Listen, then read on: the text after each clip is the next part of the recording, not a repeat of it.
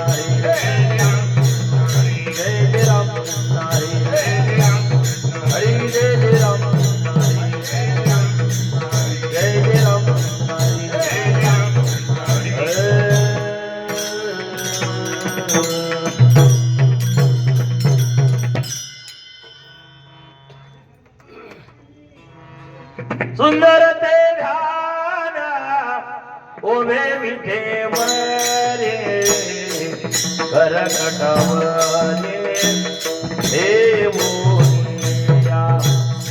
करकटवले देवोनिया सुंदर ते ध्यान उभे विठेवरे करकटवले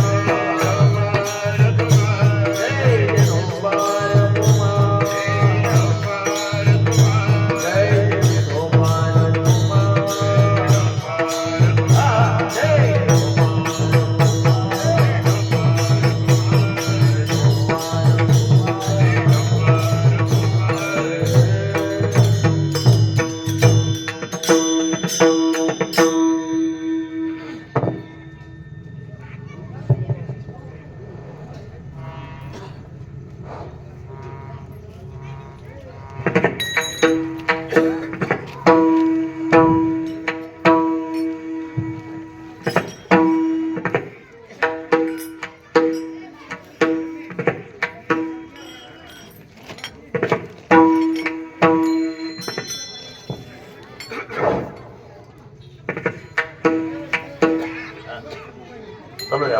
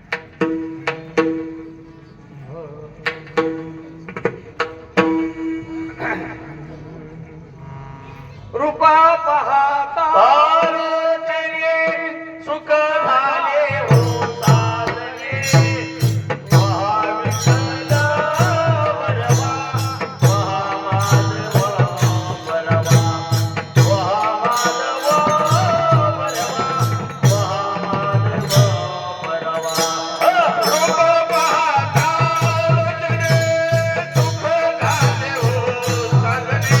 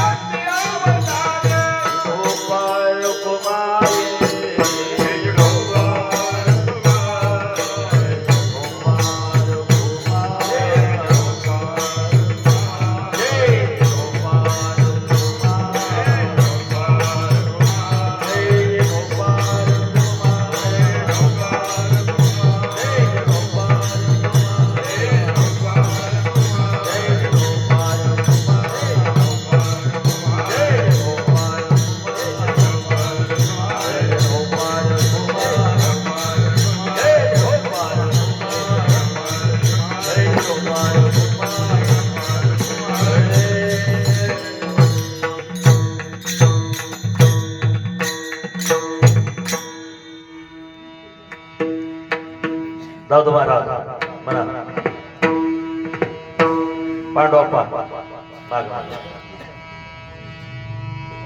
पुला तो एक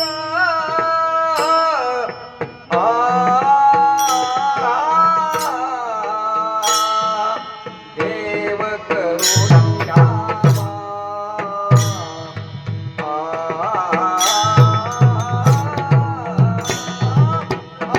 पुला तो एक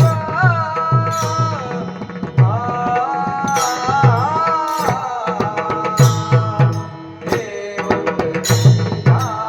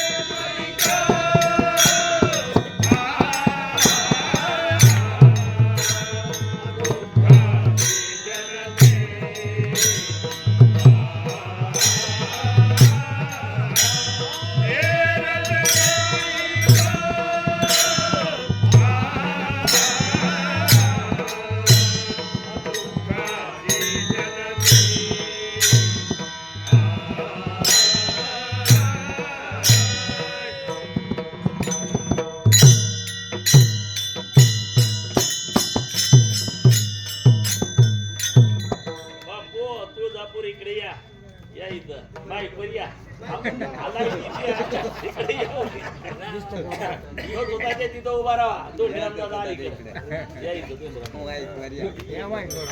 माईक पशी उभा राहा तिथल्या दिसते. म्हणा चालू ते माया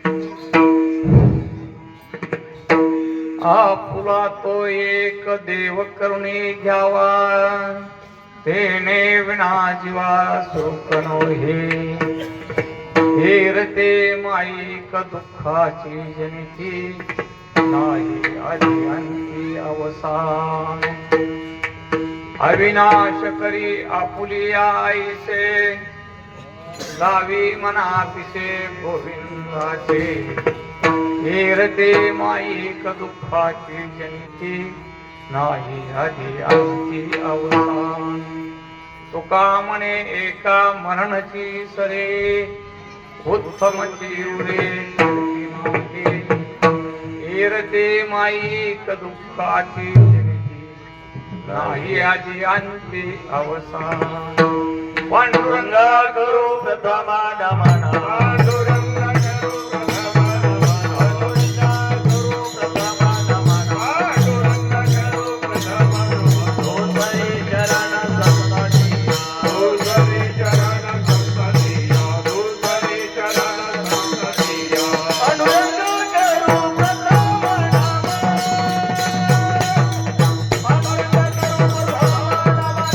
संततिया पांडुरंगा करो प्रथमा नमना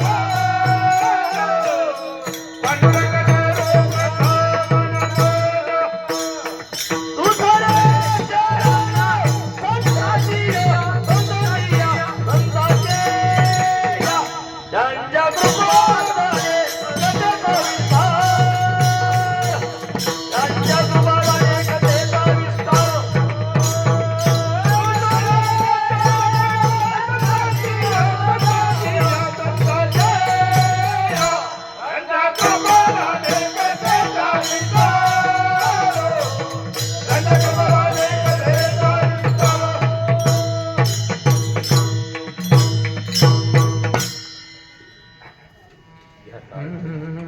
पांडुरंगा करू प्रथम नमन दुसरे चरण संतांच्या त्यांच्या कृपादाने कथेचा विस्तारू जयांचे केलिया स्मरण होय सकळ विद्येचे अधिकरण तेची बंधू श्री चरणा श्री गोमते ते नमस्कार आता आपुला तो एक देव करून घ्यावा तेने विना जीवा सुख नो हे प्रस्तुत सगळे पटदिशी बसून घ्या. प्रस्तुत सेवेसाठी निवडलेला अभंग जगद्गुरु संत शिरोमणी तुकोबराय यांचा आणि अभंग आपण सेवेसाठी 4 चरणाचा अभंग निवडलेला आहे. अभंगाची रूपरेषा अशी आहे. जगाच्या कल्याणासाठी संत जगाच्या कल्याणासाठी अवतरत असतात. आपण आपलं कर्म भोगण्यासाठी या मनुष्य लोकाच्या ठिकाणी येत असतो. कारण देवाला आणावं लागत असतं. संत येत असतात आणि आपणाला यावंच लागतं. काय यावं लागतं तर पूर्वजन्मामध्ये आपण केलेल्या कर्माचा परिपाक मग चांगला असेल किंवा वाईट असेल जे कर्म आहे ते भोगण्यासाठी यावं लागतं. कारण केले कर्म झाले त्याची भोग आले उपजले मेले आयुष्य किती. तुकाराम महाराज म्हणतात आपण अनेक जन्मामध्ये जे काही कर्म करत आलो त्याचा संचय भोग आपणाला भोगण्यासाठी या ठिकाणी यावंच लागतंय. अशा प्रकारचा हा मनुष्य जन्म आहे. आणि या जन्मामध्ये आल्यानंतर प्रत्येक जीवाचा आटापिटा चाललेला आहे. असा जीव नाही की मला सुख नको आहे असं कुणालाही वाटत नाही आणि मला दुःख हवं आहे असं कुणालाही वाटत नाही. परंतु सुख पाहिजे पण सुखाचा मार्ग आवडत नाही. दुःख नको आहे पण दुःखाच्या मार्गाने गेल्याशिवाय राहत नाही. म्हणून संत जगाच्या ठिकाणी या असणाऱ्या बुडत असलेल्या या जीवाला तारण्यासाठी संत येतात. बुडत हे जन न देखवे डोळा येतो कळवळा म्हणून या.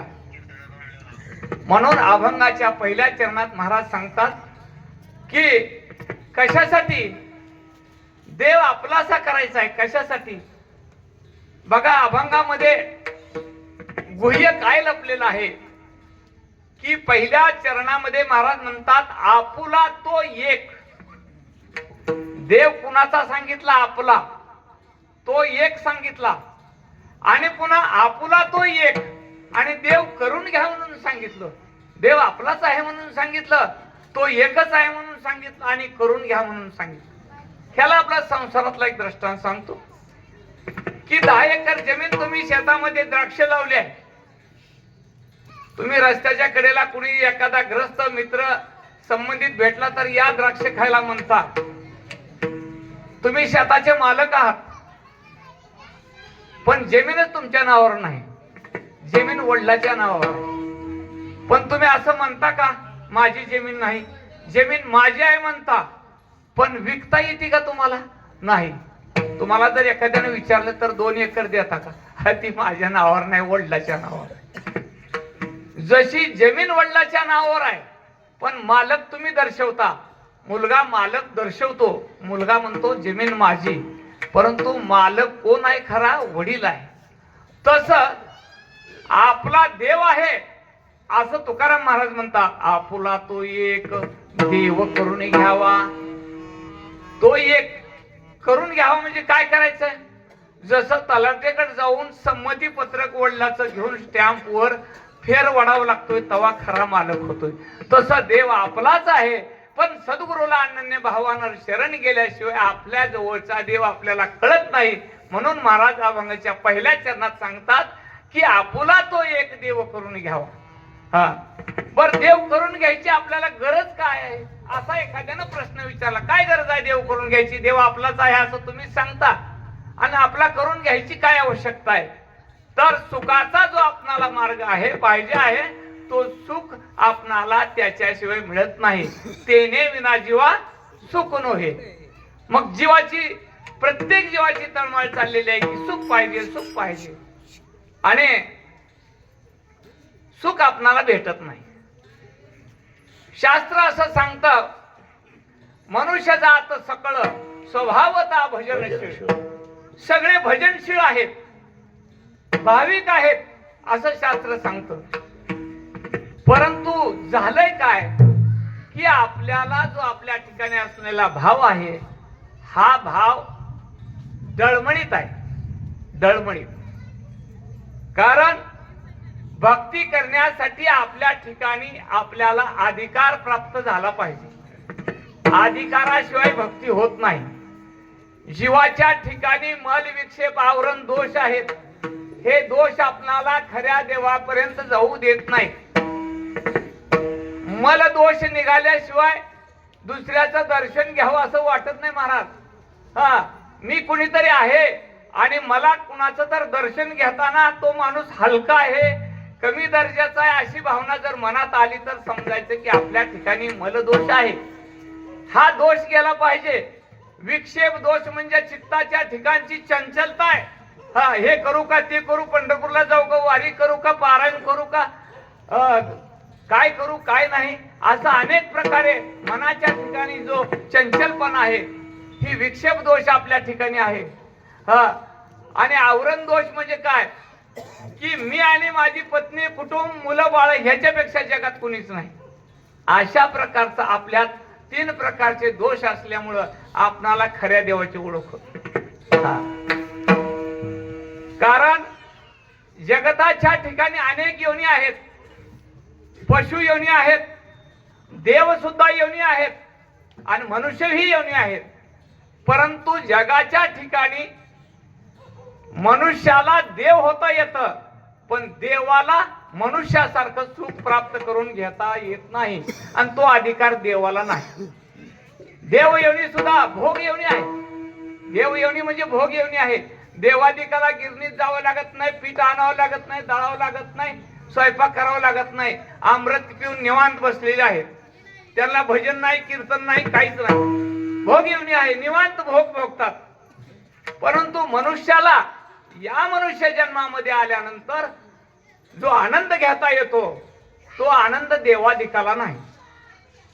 कारण देव योनी भोग आहे, पण या कर्मयोग असणाऱ्या ह्या मनुष्य जन्मात येऊन याला देव होता येतं हा अधिकार मनुष्य जन्मात आहे. आणि म्हणून सगळ्यात श्रेष्ठ मनुष्य जन्म आहे. कारण इतर पशु योनींना काय देव देव कळत नाही का. कुठं गाई गुराचा सप्ताह झालाय का? काही नाही. पशु काय पाप पुण्य जाणती उत्तम. त्यांना काहीच नाही हो. आणि म्हणून या मनुष्य जन्मात आल्यानंतर जो खरा आनंद घेता येतो तो ह्याच जन्मामध्ये. आणि देव काय होतात महाराज? देव स्वर्गाच्या ठिकाणी जातात, मोठं इंद्रासारखं पद भोगतात, पण त्या पदाचा कालावधी संपला की त्यांना पुन्हा इथं यावं लागतं. कारण महाराज सांगतात की तया पुण्याची पावटी सरे, इंद्रपणाची उटी उतरे, येऊ लागती मागारे मृत्यूलोकी. इंद्राचा इंद्रपद जर त्यांचा संपला कालावधी, खासदारचा 5 वर्ष संपला की खासदार पुन्हा लाल दिव्याची गाडी नाही ना काही नाही. आमदारचा बी 5 वर्ष संपलं की संपलं. तसं देवादिकाला या मृत्यू लोकातला कुठलाही भोग मिळत नाही.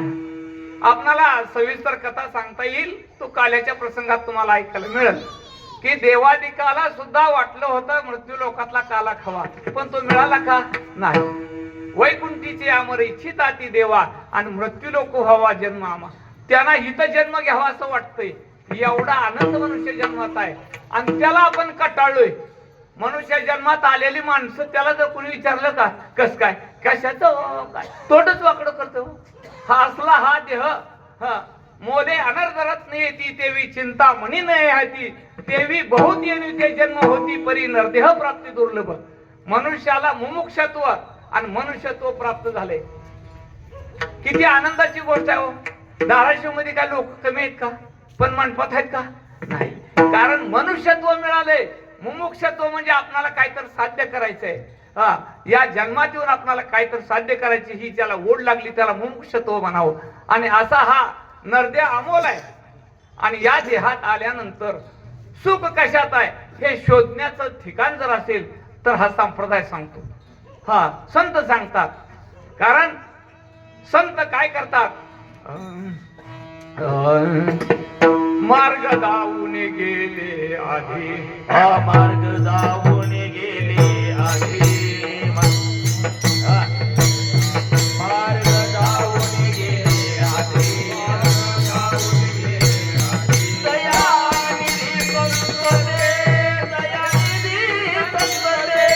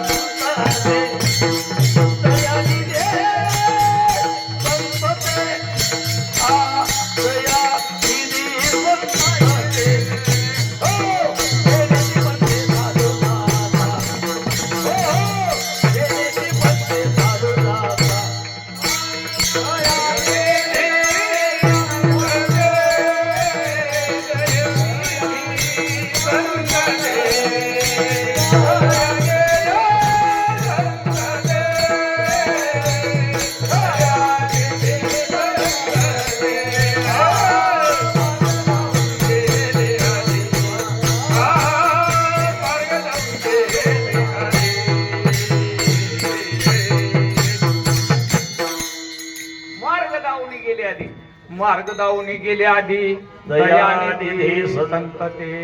देण्याची पंथे चालू जाताना पडे गुंता कोठे काही.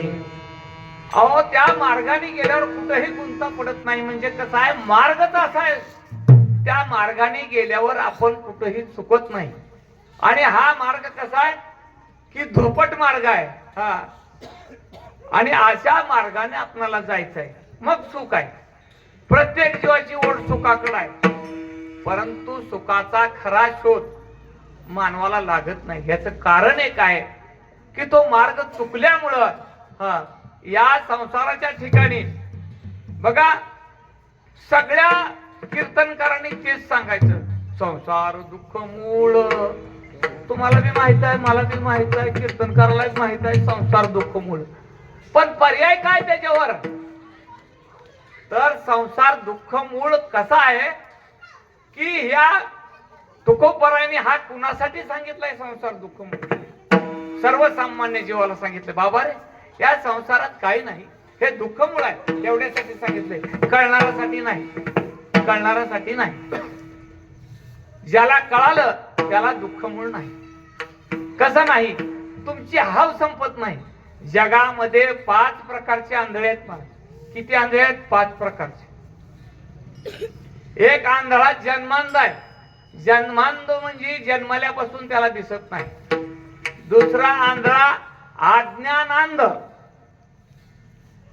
नीट लक्ष ठेवून सांगा. तिसरा आंधळा ज्ञानांध. चौथा आंधळा विषयांध. आणि 5वा आंधळा कर्मांध. 5 प्रकारचे आंधळे आहेत.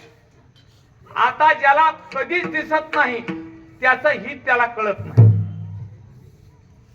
जग काय आहे, जगात काय चाललंय, काय करावं लागतंय, काहीच कळत नाही. हा एक जन्मांध झाला.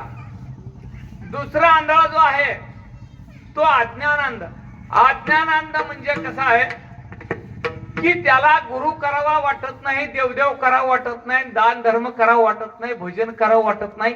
अज्ञानाचं पांघरून घेऊन उभं येण्यासारखं चालायचं. त्या अज्ञानामध्ये त्याला भक्ती घडत नाही. दुसरा ज्ञानांध. तिसरा ज्ञानांध म्हणजे ज्ञान जास्त झालंय पण त्याचा अहंकार आल्यामुळं माझ्यावनी कुणी शहाणा नाही म्हणल्यामुळं तो एक अंधच आहे की ते दुसऱ्याचं हित करू शकत नाही, कारण त्याच्यापासून कुणाचं कल्याण होत नाही. तो ज्ञानांध. मग किती ती ज्ञान असेल तर काही उपयोगच नाही. आणि विषयांध म्हणजे पैसा, धन, संपत्ती, जे काय ऐश्वर्य आहे त्या विषयामध्ये जो इतका अडकलेला आहे की त्याला जगाचं काहीच घेणं देणं नाही, तो विषयांध. विषय ओढी भुलले जीव. विषय ओढी बोलले जीव, आता याची कोण करील जीव. उपदेहारा देवी भाव, भावोनी ठाव नरदेह.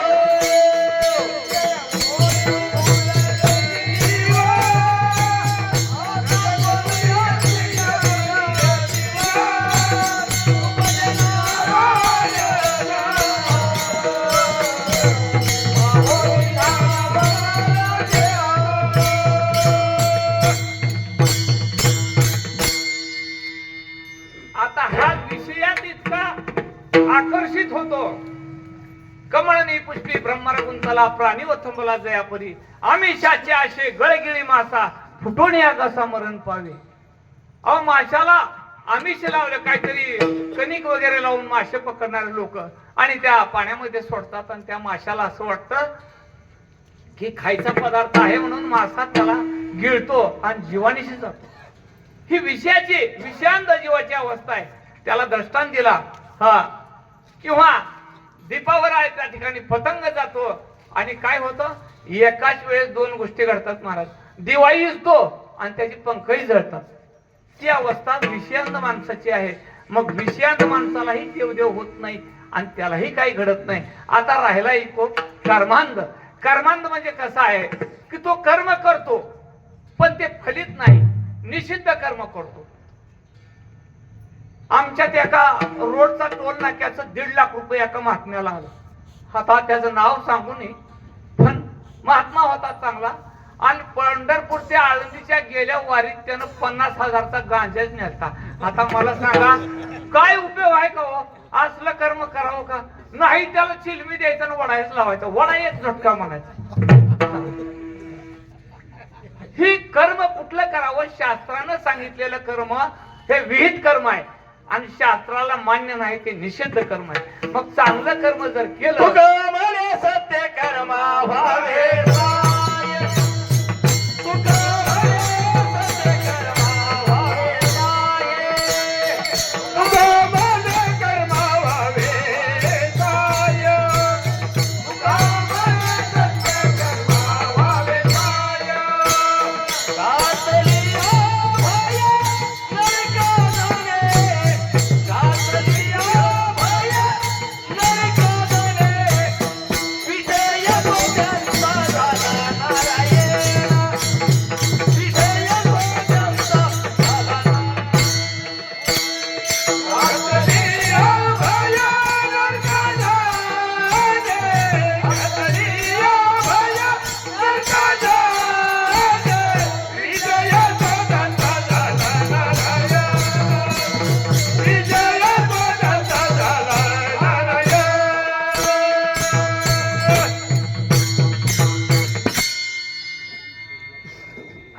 तुकोबराय सांगतात विषय तुमचा नारायण झाला पाहिजे. कसा नारायण झाला पाहिजे? बघा, प्रपंच आपला होत आहे, होणार आहे आणि झाला. तुकाराम महाराज म्हणतात प्रपंच एक झाला होता, ऐशी समूळ मिथ्या वार्ता. बघा, आजोबा कीर्तनकारच आहेत इतकी. आणि खरोखर शास्त्राला प्रपंच आपण ज्याला म्हणतो तो प्रपंच आपण गृहीत धरलेला वेगळा आहे.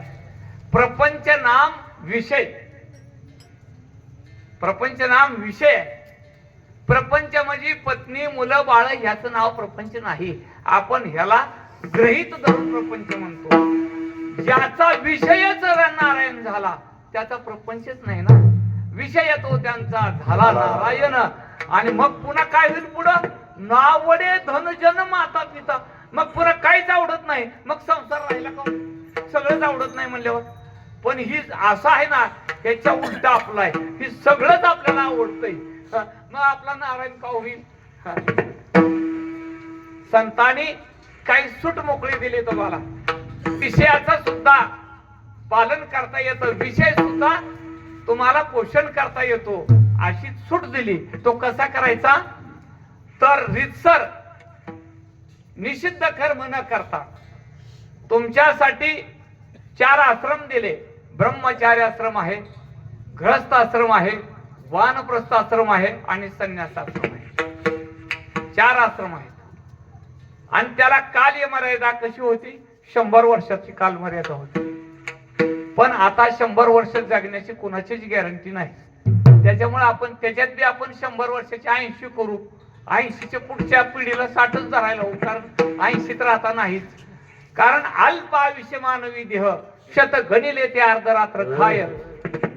मध्ये बालत्व पिढा रोगक्षय काय भजनाची उरले ते पाहेगा. 100 वर्ष आयुष्य धरलं, 50 झोपीत गेली, राहिली 50 मधली बालपणात गेली.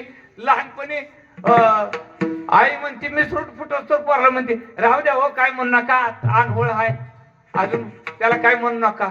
मग एकदा लग्नाला आलं कि मग लग्न केल्यानंतर बायको म्हणते आमच्या नवऱ्याला काही कळतच नाही. बघा, असं सावध सांगता येते ना, बापाच्या हुशार आहे. आणि लेकरं झाली की म्हणते ते आमच्या बापाला काहीच कळत नाही. आणि सुना आल्या का, सुना म्हणते ते आमच्या म्हाताऱ्याला काहीच कळत नाही. मग कळणार कवा? ह्याच्यासाठी तुकाराम महाराजांनी एक प्रमाण दिलं. कळो येईल अंतकाळी. कळो येईल अंतकाळी. कळो येईल अंतकाळी. कळो येईल अंतकाळी. कळो येईल अंतकाळी. प्राणप्रायणाचे वेळे. प्राणप्रायणाचे वेळे. प्राणप्रायणाचे वेळे. प्राणप्रायणाचे वेळे. राहाती निराळे.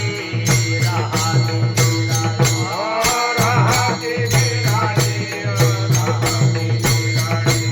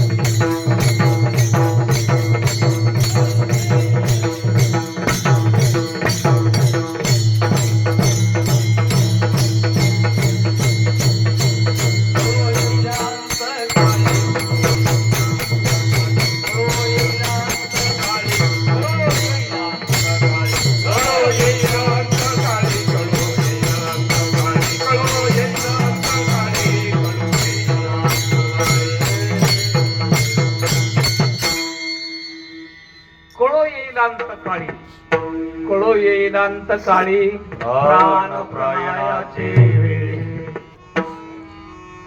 पण कळाल्यावर उशीर झालेला असतो बर का. रोडला घाटामध्ये बोर्ड लावलेला असतो, अत्यंत कठीण वळण, वाहने सावकाश चालवा. पण ती जाऊन खाली खड्ड्यात पडल्यावर बोर्डाकडे बघतोय ना गेलेलं होतं म्हणते. तशी अवस्था आपली होती आहे. कधी झाल्या हीन शक्ती नाक डोळे गळती सांडोनी आपळती रांडा पोरे बाईल म्हणे खरं खरं नव्ह खरं नाही खर खर म्हणजे गाढव. म्हणजे मी शास्त्रातली भाषा सांगतो, खर म्हणजे महाराज गाढव, खरं नाही. बाईल म्हणे खरं मरता तरी बरे नाशिले हे घर तुम या. काय आता डॉक्टर असल्यामुळे मला पोरं वशिला लावायला येते त्या अगोदर, महाराज आमच्या म्हाताऱ्याला भेट होत नाही म्हणून सांगा बरं का, तिथं दवाखान्यात मोठ्या नेऊ नका. आणि उगा तुम्ही म्हणा की कुठं नेऊ नको, घरी राहू दे, उगा मुडदा माघारी आणावं लागला असलं सांगा. अरे मला लबाड कशाला सांगायला होतो बाबा, माझा दवाखाना, मी वारकरी माणूस आहे, माझ्यासाठी सांगा. म्हणजे बघायच नाही ती पोरं. हा मग ही अवस्था जीवाची होती आहे तेव्हा कळतंय. असं तुकाराम महाराज म्हणतात की बाबा रे कळो येईल अंतकाळी प्राण प्रणायाच्या वेळी. मग पुन्हा उपयोग आहे का? नाही. म्हणून कळण्यासाठी वेळ गेलेला नाही, आपला वेळ अजून गेलेला नाही. हिथं आलेली जेवढी आहे ती का तेवढ्याचा अजून वेळ गेला नाही. कसं इथपर्यंत येता आलंय म्हणजे अजून तुमच्यात नामस्मरण करण्याची ताकद आहे आणि त्या भगवंताला आपलंसं करण्याची. आता साधा एक दृष्टांत सांगतो. मी कीर्तनकार म्हणजे सगळ्यात हसून खेळून डॉक्टर की म्हणजे माझे पेशंट बी दिवसभर हसतच असते ती आणि असंच बोलत असतो पेशंटला. पुन्हा आल्यावरती दुसऱ्यांदा दुखणं कमी झालं म्हणतो. कळलं का? तर सांगायचा उद्देश असा आहे, कीर्तन बी असंच असते माझं. कारण जीवनामध्ये प्रवास आपला जी चाललाय हे चुकीच्या मार्गाने जर चालला असेल तर त्यानं माग वळून पाहिलं पाहिजे की आपलं काय चुकतंय. साधू संत काय सांगतात? साधू संतांनी जे सांगितलं त्या मार्गाने आपण चालतोय का? आणि हे जर आपल्याला कळालं नाही तर आपला मार्ग चुकलेला आहे, त्याच्यामुळे आपण सुखी नाही. मग आपण संध्याकाळी रात्री कीर्तनात चाललेले म्हटलेले असते, सुख नाही कोठे आलिया संसारी. हे मग सकाळी बी म्हणतो खरंच रात्री म्हणल्यासारखं सुख नाही. असं निगेटिव्ह भूमिका घ्यायची नाही. हा कीर्तनात महाराजांनी संसारात सुख नाही म्हणून कुणाला सांगितलंय? पथ्य डॉक्टर कुणाला सांगतो? रोग्याच्या संघ आलेल्या माणसाला आहे का? नाही. माझ्याकडे कसं आहे, वमन विरेचन बस्ती रक्तमोक्षण आयुर्वेदिक पद्धतीनं पंचकर्म चिकित्सा असते. मग वमन करण्यासाठी त्याला ढाळ देण्यासाठी पेशंट आला एक आणि त्याच्या संघ एक माणूस आला. आता त्याच्या प्रक्रिया कशी असते, रात्री त्याला तूप पाजून डाळ भात खायला दिलेला असतो, सकाळी त्याला ज्येष्ठ मधाचा काढा भरपूर प्यायला द्यायचा कोमट पाण्यातून आणि त्याला उलटी करायची असते. मग ती उलटीला माणूस बसल्यानंतर त्यानं संघटच्या माणसाला सांगितलं लांब जाऊ नको मला त्रास होते. मग त्याला नुसतं केलं की ती माणसं म्हणायचं मला काय सांगायचंय त्याला करायला माणसं तिकडं तोंड करून म्हणजे त्याला बी उलटी आल्यासारखं व्हायचं. ती अवस्था आपली आहे. कशी? आपल्याला असंच होतंय. रात्री भजन म्हणलं तुकाराम महाराज म्हणला दुःख संसार दुःख मूळ. सकाळी आपण म्हणतो काहीच नाही, खरंच नाही, दुःख मूळच आहे. त्या पेशंट सारखं व्हायला आपलं. संसार दुःख मूळ नाही, कारण सुखरूप आहे. आपल्या ठिकाणी त्याचा आपण कसा परिणाम करून घ्यायचा त्याच्यावर अवलंबून आहे. कळलं? आपण कितीपत त्या भगवंताच्या जवळ जातो त्याच्यावर अवलंबून आहे. साधं उदाहरण, एसटीत बसलं का शानी शानी माणसं पुढल्या बाजूला बसते ती बघा आणि जागा नाही मिळालं चला माग चला माग माग गेलं का असं करत मी पडन ते उड्या हाणले का काय ड्रायव्हर गाडी चालवायला त्याची स्पीड हाय तीच हाय पण स्पीड ब्रेकर आणि गाडीत महाग असल्यावर उड्या हाणते आणि मोहर बसलं का उडी हाणीत नाही. का हाणीत नाही तर गाडी ड्रायव्हरच्या जवळ बसल्यावर उडी कमी मारते. तसंच संतांच्या संगतीत गेल्यावर आपल्याला धक्के कमी बसत असते. म्हणून आपण संतांच्या संगतीत राहिलं दुःख नाहीत. हा म्हणून आपण या सुखासाठी प्रयत्न करतो. म्हणून अभंगाच्या पहिल्या चरणात महाराज काय सांगतात? आपुला तो एक देवा करुणी घ्यावा. आपुला तो एक देवा करुणी घ्यावा. आपुला तो एक देवा करुणी घ्यावा. आपुला तो एक देवा करुणी घ्यावा. आपुला तो एक देवा करुणी घ्यावा. आपुला तो एक देवा करुणी घ्यावा. आपुला तो एक देवा करुणी घ्यावा. आपुला तो एक देवा करुणी घ्यावा. तेने बिना जीवा सुखनो हे बोला. तेने बिना जीवा सुखनो हे. तेने बिना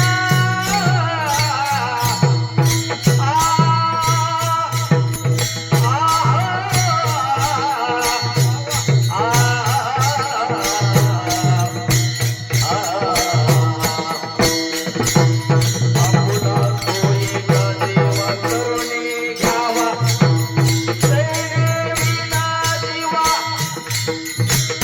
तेने विना जीवा सुखनो हे. तेने विना जीवा सुखनो हे. तेने विना जीवा सुखनो हे. तेने विना जीवा सुखनो हे.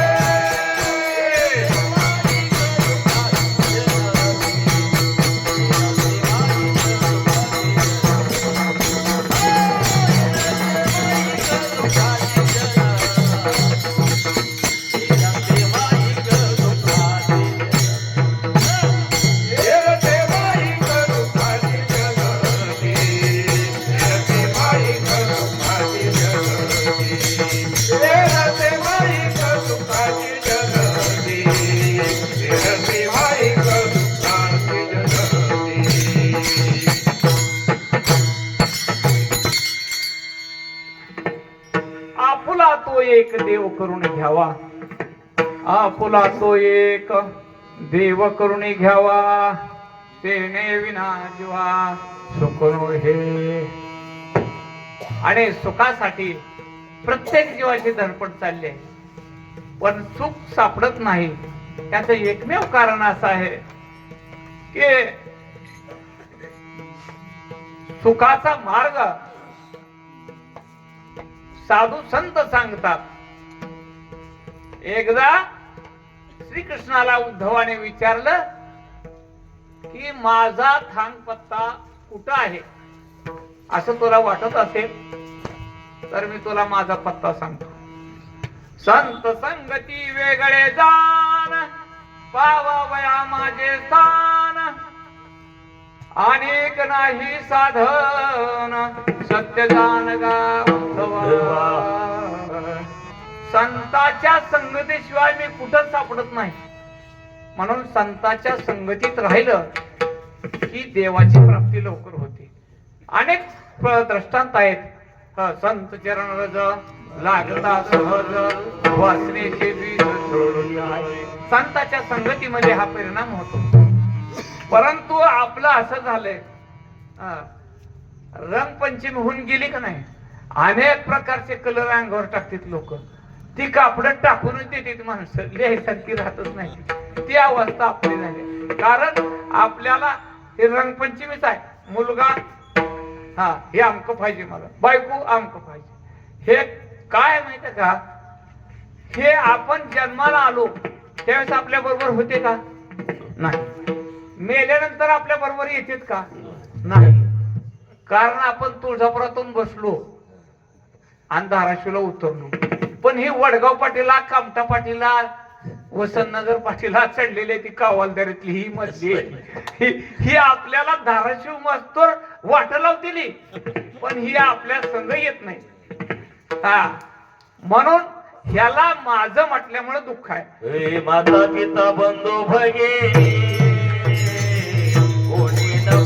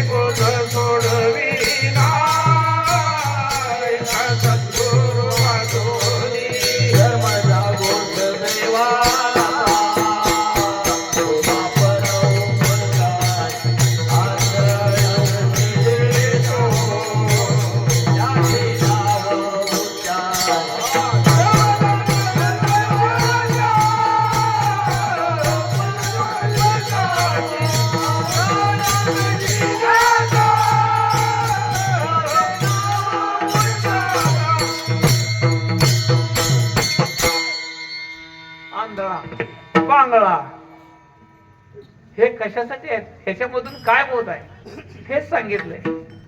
परंतु आपल्या ठिकाणी अनंत जन्माचे संस्कार आपल्या जीवाला लागलेले असल्यामुळं आपणाला या असणाऱ्या फेऱ्यातून चुकता येत नाही. हा फेरा एवढा जबरदस्त आहे, जन्म मृत्यूची साखळी आहे महाराज. कारण ह्याचा सारासार विचार जीवानं जर केला तर दुःखातून मुक्ती आहे. घरदार हे मनुष्य माझे साधे तेच राहील, घालून तिरडीवरती तुझला नंगाच नेतील, गिरजा घालून गणगोत सारे परत येतील, घुम खरीच ठरली तू अंगठी एकटा जाशील. स्मशान भूमीमध्ये गेल्यानंतर माणसं म्हणजे काय नाही हो, माणसाचा पाण्याचा बुडबुडा बघ आहे का तंबाखू, पुन्हा तंबाखू चोळलं का पुन्हा थोड्या वेळ खामतोय. लयच उशीर केला हो पाहुण्याने, जन्माला दारा देते ते की नाही की आज दुधवायला गेला असं तंबाखू चोळीत चोळीत झालं, वैराग्य संपलं. मृत्यूचा विसर पडला की दुःख आहे, लक्षात ठेवा. मृत्यू समोर ठेवा की एक दिवस मला जायचंय. सतत सतत ध्यानात ठेवा, मृत्यूला विसरू नका. तुमचा खरं जर काय असेल तर नित्य असणारा मृत्यू खरा आहे. असा कुणी दावा करू शकतो का मृत्यू खराच नाही? असा कुणी आहे का? काही बी सांगेल माझं खोटं आहे पण माझा मृत्यू खरा नाही असं म्हणू शकतो का? अहो तो सत्य आहे. जगातल्या दोनच गोष्टी, देव आणि मृत्यू, खऱ्याच आहे. पण एवढ्या गोष्टीला आपण विसरलो. म्हणून तुकाराम महाराज सुद्धा म्हणते, तुका म्हणे कैसे आंधळे हे जन आणि गेले विसरून खऱ्या देवा. खऱ्या देवाला म्हणजे कुणाला विसरलो? मृत्यूला विसरायचं नाही. काय काय माणसाला असं वाटतंय. माझ्याकडे एक पेशंट आलता महाराज, 97 रनिंग चालू होत, 97. नातू कॉलेज करून आला, नाताला गाडीवर घेऊन माझ्याकडे आला, कॉलेजचा नातू. हा, आणि टॉनिक एक भारी द्या म्हणला, तब्येत अशी सुधारली पाहिजे. तोंडात एक दात नाही. म्हणजे किती इच्छा आहे जगण्याची, पण जगून काय करायचं ह्याचं तर आहे का? काहीच नाही. जगण्यामध्ये आनंद कधी वाटला पाहिजे माणसाला की जगत असताना सतत आपण आनंदी राहिलो पाहिजे, असं काहीतरी आपल्या जन्मात पाहिजे. संसारात आनंद नाही हो. संसार ही गोष्ट आपोआप होणारी आहे. हा, शेतामध्ये बी पेरावं लागतंय, गवत कोण पेरतंय का? कुणीच पेरीत नाही, मनानच येते. तसा संसार होत असतो, करीत राहते, परमार्थ करीत राहायचा प्रपंच होत असतोय. हा, पण आपलं कसं झालंय, हा, पंढरपूरला एका कवटेकरचं दुकान आहे औषधाचं मोठं. त्या दुकानात त्याच्या आज्याला बघितलंय मी. आता माझं 67 रनिंग आहे वय. त्याच्या आज्यापासून औषध घेत होतो, पुन्हा त्याच्या बापापासून घेतली. आता त्याचं पोरं आहे ती. ती म्हणजे तुम्ही कावपासून येता? म्हणलं तुम्ही जन्माच्या